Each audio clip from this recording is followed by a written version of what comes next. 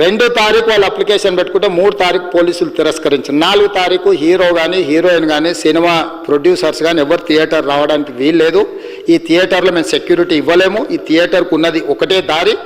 ఈ దారిలో ఇంతమంది వేలాది మంది అభిమానులు వచ్చినప్పుడు మేము కంట్రోల్ చేయలేము, వద్దు అని తిరస్కరించారు. తిరస్కరించిన తర్వాత కూడా 4 తారీఖు 9:30 ప్రాంతంలో హీరో రావడం జరిగింది. రావడం కారులో వచ్చి థియేటర్లపై సినిమా తీసి మళ్ళీ కారులో వెళ్ళిపోతే పెద్దగా ఇంత ఇబ్బంది జరుగుతుండేనేమో లేదో నాకు తెలియదు. కానీ ఎక్స్ రోడ్ చౌరస్తా కంటే ముందు నుంచే కారులో రూఫ్ టాప్ ఓపెన్ చేసి రోడ్ షో చేసుకుంటే థియేటర్లు పోవడంతో ఆ చుట్టుముట్టుతున్న 7-8 థియేటర్లలో ఉన్న సినిమా అభిమానులు మొత్తం ఇక్కడికే రావడంతో వేలాది మంది జమ అయినారు.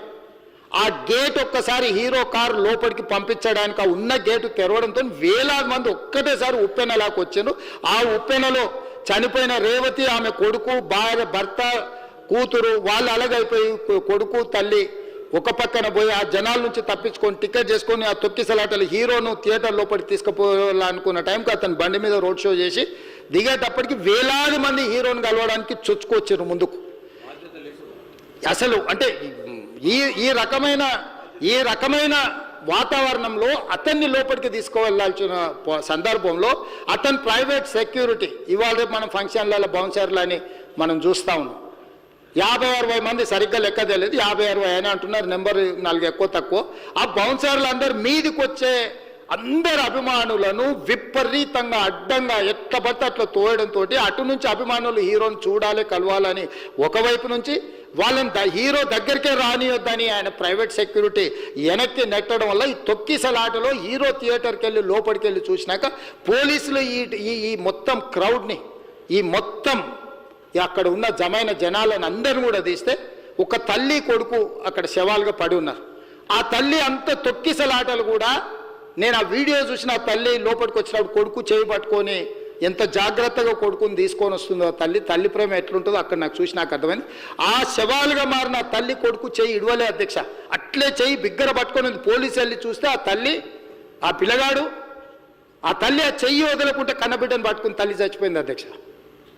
అట్లాంటి సిచ్యువేషన్లో పోలీసులు తల్లిని కొడుకుని హాస్పిటల్కి అక్కడ ఫస్ట్ ఎయిడ్ ట్రీట్మెంట్ చేసిండ్రు. పోలీసులు ఏం డాక్టర్లు కాదు, హుటేనా తరలించిండ్రు. హాస్పిటల్కి వెళ్ళిన తర్వాత తల్లి చచ్చిపోయింది, పిల్లోడు కోమాలు ఉండు. ఆల్మోస్ట్ పోలీసులు పిల్లవాడు కూడా చచ్చిపోయింది అనుకున్నారు. బ్రెయిన్ డెడ్ అయింది, ఆక్సిజన్ అందక ఆ అబ్బాయికి. సో ఆ సిచ్యువేషన్లో వెనక్కి పోలీసులు వచ్చి హీరో గారికి విషయాన్ని తెలియజేసి హీరో గారు వెళ్ళిపోతే హీరో ఎందుకు వెళ్ళిపోవాలనుకున్నారు పోలీసులు అంటే ఇంకా వేలాది మంది అభిమానులు అక్కడనే ఉన్నారు. హీరో గారు థియేటర్లో కూర్చొని ఉండడం వల్ల సినీ ప్రముఖులు ఉండడం వల్ల ఈ బయట జమైన వేలాది మంది అభిమానులు అక్కడ నుంచి పోకుండా అక్కడనే ఉండడంగా థియేటర్ లోపల కూడా బాల్కనీలో టాప్ బాల్కనీలో హీరో కూర్చుంటే కింది నుంచి పై వరకు వెనక్కి తొక్కుట పైకెక్కి హీరో చేతులు కలపాలని కోతులు ఎగబడ్డట్టు కోట మీదకి కోతులు ఎగబడ్డట్టు ఉల్టా పైకి తొక్కిసలాట జరిగింది అధ్యక్ష. థియేటర్ వాళ్ళు పోలీసులను హీరో దగ్గరికి వెళ్ళి చెప్పడానికి కూడా అనుమతి ఇవ్వకుండా థియేటర్ వాళ్ళు పోలీసులను బ్లాక్ చేశారు అధ్యక్ష. ఎప్పుడైతే హాస్పిటల్లో తల్లి చచ్చిపోయిన పిల్లగాడు కూడా ఆల్మోస్ట్ చావు నోట్లో ఉన్నాడు అని తెలిసి పోలీసులు వచ్చి ఏసీపీ వెళ్ళి చెప్పడానికి పోతే థియేటర్ సిబ్బంది లేదు హీరో దగ్గరికి వెళ్ళడానికే వీలేదని చాలాసేపు పోలీసులను కూడా హీరో దగ్గరికి పోనీయలేదు అధ్యక్ష వాళ్ళ ప్రైవేట్ వీళ్ళు. చివరికి ఏసీపీ కోపం వచ్చేసి మిమ్మల్ని అందరిని తీసి లోపల వేయాల్సి వస్తుందని చెప్పిపోయి హీరోకు ఏసీపీ క్లియర్గా ఇద్దరు చనిపోయినరు, మీరు ఇక్కడ కూర్చుంటే థియేటర్లోనగా థియేటర్ బయట ఉన్న వేలాది మంది ఈ సినీ అభిమానులను మేము కంట్రోల్ చేయలేకపోతున్నాం, ల్యాండ్ ఆర్డరు శాంతి భద్రతలు చేయి దాటిపోయినాయి, మేము లాఠీ చార్జ్ చేయాల్సిన పరిస్థితి ఉంది, మీరు దయచేసి వెళ్ళిపోండి, వచ్చిండ్రు చూసిన కదా వెళ్ళిపోండి అంటే లేదు నేను సినిమా అయిపోయే వరకు ఇట్లే కూర్చుంటానని పోలీసులతో చెప్పిండని సిటీ కమిషనర్ నాకు చెప్పడం జరిగింది అధ్యక్ష. అదేవిధంగా ఇంకా కంట్రోల్ కాకపోవడంతో అప్పుడు డీసీపీ పై అధికార రంగంలో దిగి వాళ్ళ అందరినీ లోపల వాళ్ళ ఎంబడున్న అడ్డుకుంటున్న వాళ్ళను పోలీసులతో జరిపించి చక్కగా డీసీపీ పోయి హీరో గారికి బయట చనిపోయినరు, పరిస్థితి చాలా గందరగోళంగా ఉన్నది, మీరు ఇక్కడ నుంచి కదలాల్సిందే లేకపోతే మిమ్మల్ని పోలీస్ స్టేషన్కు తీసుకెళ్లాల్సిన పరిస్థితి వస్తుంది, మీరు ఇక్కడ నుంచి కదలాల్సిందే అని బలవంతంగా అతన్ని సినిమా మధ్యలో 12 గంటల సమయంలో రాత్రి 12 గంటల సమయం అట్టిట్టుగా ఆ సమయంలో అతను తీసుకొచ్చి బండెక్కిస్తే మళ్ళీ అతను రూఫ్ టాప్ ఓపెన్ చేసి మళ్ళీ చేతులు ఊపుకుంటూ రోడ్ షో చేసుకుంటూ అంటే తల్లి చనిపోయి పిల్లగాడు చావు బతుకుల మధ్యలో ఉన్నాడు మీరు వెళ్ళండి అని వెనక్కి పంపిస్తే కూడా మళ్ళీ కారులో రూఫ్ టాప్ ఓపెన్ చేసి చేతులు ఊపుకుంటా అభిమానులను సంతోషపెట్టుకుంటా రోడ్ షో చేసుకుంటా అతను వెళ్ళిపోయింది అధ్యక్ష. పోలీసులు కేసు చేసిరు. కేసు మీద థియేటర్కి సంబంధించిన కొంతమందిని అరెస్టు చేసిరు. అరెస్టు చేసి 10-11 రోజుల తర్వాత పోలీసు హీరో గారింటికి వెళ్ళిండ్రు. మీరు కూడా కేసులో A11 మీ మీద కేసు ఉందని చెప్పడానికి పోలీసులతో దురుసుగా ప్రవర్తించిండు. మీరు ఆ వీడియోలన్నీ కూడా చూసిండ్రు. ఆ పరిస్థితిలో చట్టాన్ని అమలు చేసే పోలీసులు ఆల్రెడీ ప్రాణాలు పోయినాయి. ఒక నిరుపేద తల్లి చనిపోయింది, కొడుకు చావు బతుకుల మధ్యలో ఉన్నాడు. ఆ రోజు కోర్టుల కేసులు కూడా వస్తున్నాయి. కోర్టుకు కూడా మీరు విచారణలు ఏం చేసిండ్రని కోర్టుకు కూడా పోలీసులు జవాబు చెప్పాల్సిన పరిస్థితి ఉండే అధ్యక్ష. దాంతో మాట్లాడితే వాళ్ళు చాలా బాధ్యతారహితంగా సమాధానాలు ఇచ్చారని మా పోలీస్ సిబ్బంది చెప్తున్నారు. దాంతోనే అతన్ని పోలీస్ స్టేషన్ తీసుకెళ్ళారు అధ్యక్ష. ఇక్కడి వరకు ఒక హీరో, ఒక థియేటర్లో జరిగిన సంఘటనలు, వీటన్నిటి నేపథ్యంలో పోలీసులు వాళ్ళ విధి నిర్వహణ నిర్వహించారు అధ్యక్ష. ఎప్పుడైతే అతను పోలీస్ స్టేషన్కు తీసుకెళ్ళిరో కొన్ని రాజకీయ పార్టీలు పైశాచికంగా ఎంత నీచంగా నన్ను తిట్టుకుంటా పోస్టులు పెట్టినరంటే, అంటే तेलंगाना समाजम लो मलकपेट बलाला साहब के कॉन्स्टिट्यूंसी के वोटर है उन लोग मलकपेट के छोटे नौकरी, उसका नौकरी अकबर साहब वो 30,000 नौकरी करता है, उसके परिवार में कोई कमाई नहीं है। एक एक टिकट 3,000 रुपये में खरीदा, वो बच्चा उनका फैन है बोल के उनके परिवार 12,000 रुपये रखकर 4 टिकट खरीद के पिक्चर को गए।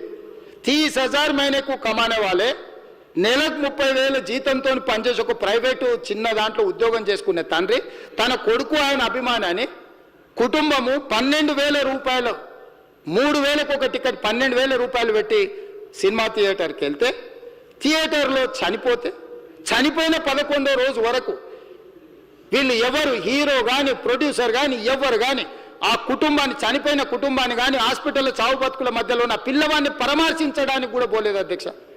ఇది ఏ రకమైన మానవత్వం అధ్యక్ష నాకు అర్థం కాలే. ఇలాంటి మానవత్వం లేకుండా వ్యవహరించిన వాళ్ళను పోలీసులు విధి నిర్వహణలో భాగంగా పోలీస్ స్టేషన్కు తీసుకెళ్తే ఒక ఆయన ట్విట్టర్లో పెడతాడు అడ్డగోలుగా 10 ఏళ్ళు మంత్రి చేసి ఉద్యమాలు చేసినామని చెప్పుకునేటోళ్ళు, ఉద్యమాల సమయంలో సినిమా షూటింగ్లే జరగొద్దని దాడులు చేసిన వ్యక్తులు ఇవాళ అతను భగవత్ స్వరూపుడు, అసలు అతన్ని పోలీసులు ముట్టుకుంటారా?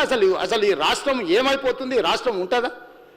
ఈ రకంగా రాజకీయ పార్టీలు అధ్యక్ష, రాజకీయ పార్టీలు ప్రజాప్రతినిధులుగా చనిపోయిన ప్రాణాల విలువ లేకుండా చావుకు కారణమైన ప్రత్యక్షంగా పరోక్షంగా అయిన వాళ్ళని పోలీస్ స్టేషన్కు విచారించడానికి పిలిస్తే కూడా అది కూడా తప్పుపట్టి ప్రభుత్వాన్ని బద్నాం చేయాలి, ముఖ్యమంత్రిని తిట్టాలని ఎంత నీచమైన భాష వాడింది అధ్యక్ష. యూట్యూబ్లలో మీరు చూడండి. నాకేముంటుంది అధ్యక్ష, ఏంది ఆ సినిమాకు స్పెషల్ రిలాక్సేషన్స్ ఇచ్చి ఇవాళ సినిమా ఏదైతే వ్యాపారం చేసిందో సినీ పరిశ్రమను ప్రోత్సహించాలని మొదటి వారం అత్యధికంగా సినిమా ధరలతో టికెట్లు అమ్ముకోవడానికి, స్పెషల్ షోలు వేసుకోవడానికి, బెనిఫిట్ షోలు వేసుకోవడానికి ప్రత్యేకమైన అనుమతులు ఇచ్చింది నా ప్రభుత్వమే కదా, మా ప్రభుత్వమే అధ్యక్ష. సినీ పరిశ్రమను ప్రోత్సహించాలనే మా విధానం. ప్రోత్సహించే క్రమంలో తెలంగాణ ప్రజల ప్రాణాలను తీసుకోమనే, ప్రాణాలు తీసుకుంటే కూడా వాళ్ళని ఏమనొద్దానంటే మీరు లా చేయండి అధ్యక్ష. మరి స్టేట్కు లా అథారిటీ ఉందో లేదో నాకు తెలియదు కానీ star, film star, super stars or political stars is having some special privilege. If they murdered anyone also we need not to prosecute or otherwise we need not to book any case against these personalities అని మనం మీరు చట్టం చేస్తా అంటే సినీ ప్రముఖులకు కానీ రాజకీయ ప్రముఖులకు కానీ స్టార్లని ఫీల్ అయ్యే వాళ్ళ పట్ల ప్రత్యేకమైన చట్టం ఉంటుంది, వాళ్ళ మీద కేసులు పెట్టొద్దని మీరు ఏమైనా చట్టం చేస్తే ఆ చట్టం అమలు చేస్తాం అధ్యక్ష.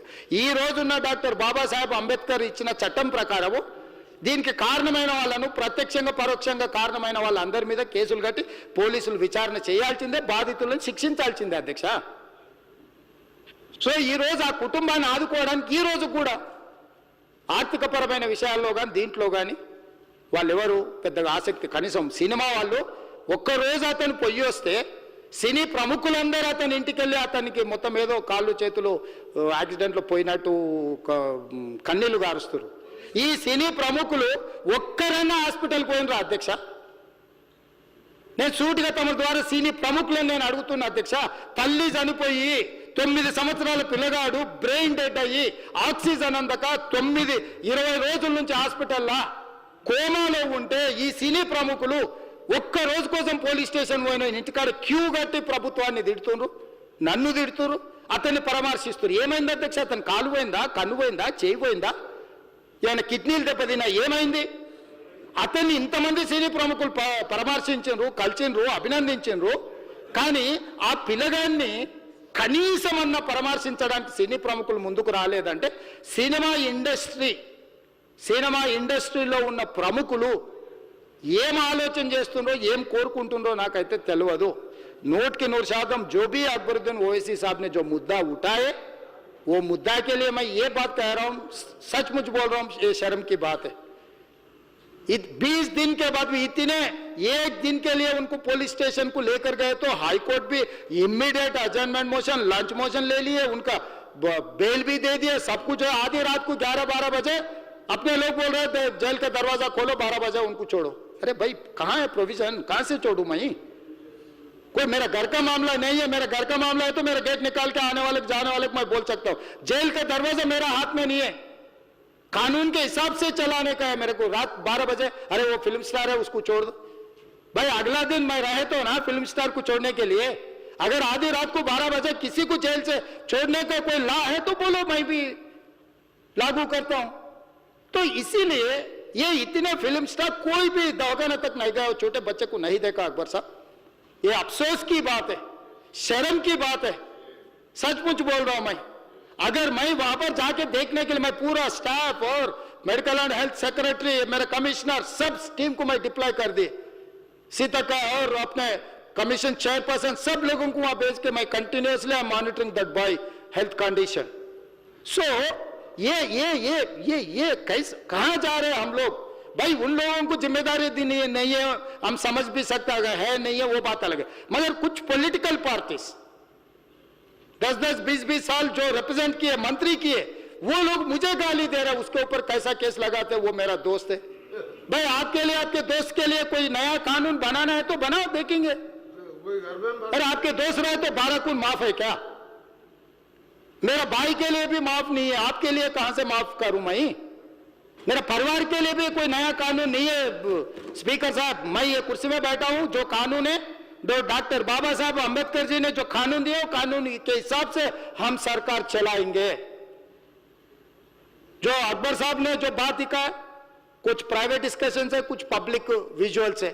जो पब्लिक विजुअल्स में वो वापस जाते वक्त भी हाथ हिलाया, रोड शो किए, आने से पहले किए, जाने से समय पर किए, पुलिस वाले भी उसको जल्दी जाने के लिए कोशिश प्रेशर किए, सब कुछ सच है. मगर उनको तो बेल मिल गए. अभी कानून तो हम मानना ही पड़ता. तो ये हकीकत है, सचमुच है, मगर ये अफसोस की बात है.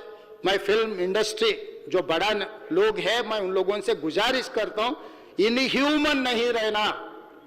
आप बिजनेस कर लो, आप पिक्चर निकालो, पैसे कमाओ, सरकार से इंसेंटिव्स ले लो, सब्सिडीज ले लो, स्पेशल प्रिविलेज शूटिंग के लिए जो होना है वो मांगो. मगर किसी का हत्या होने के बाद, किसी का जान चलाने के बचाने के बाद, किसी का जान लेने के बाद आज स्पेशल प्रिविलेज मांगे तो ये सरकार में नहीं मिलने वाले. मैं जब तक मैं कुर्सी में रहता हूं तब तक नहीं देता हूं. मेरा जिम्मेदारी तेलंगाना आम जनता का जान बचाने का मेरा जिम्मेदारी है. उन लोगों के लिए कोई भी तकलीफ दिए, उन लोगों को कांग्रेस सरकार ने, मेरे सरकार ने छोड़ने वाला नहीं है.